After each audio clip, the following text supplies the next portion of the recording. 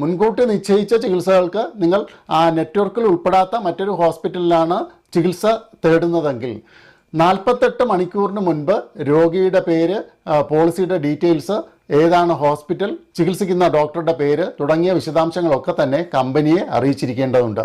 ഇത് 48 മണിക്കൂറിന് മുൻപ് തന്നെ നിർബന്ധമായും കമ്പനിയെ അറിയിച്ചിരിക്കണം. എങ്കിൽ മാത്രമേ നിങ്ങൾക്ക് ആ ആശുപത്രിയിൽ ക്യാഷ്ലെസ് ഫെസിലിറ്റി ലഭിക്കുകയുള്ളൂ. ഇനി അടിയന്തര ഘട്ടങ്ങൾ, അതായത് പെട്ടെന്നാണ് ഏതെങ്കിലും ഒരു ആശുപത്രിയിൽ നിങ്ങൾക്ക് ചികിത്സ തേടേണ്ടി വരുന്നത്.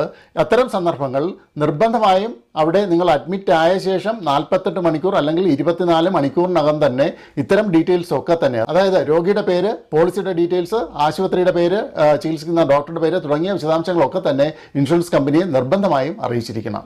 എങ്കിൽ മാത്രമേ ആ ഹോസ്പിറ്റലിൽ നിങ്ങൾക്ക് ക്യാഷ്ലെസ് ഫെസിലിറ്റി ലഭിക്കുകയുള്ളൂ. ഞാൻ നേരത്തെ സൂചിപ്പിച്ച പോലെ മിക്ക ഇൻഷുറൻസ് കമ്പനികളും ഈ ഒരു പുതിയ സംവിധാനം നടപ്പാക്കി തുടങ്ങിയിട്ടുണ്ട്. ഇതിനെക്കുറിച്ചിട്ടുള്ള അറിയിപ്പുകൾ അവരുടെ ഉപഭോക്താക്കൾക്ക് അയക്കാനും തുടങ്ങിയിട്ടുണ്ട്. നിങ്ങൾക്ക്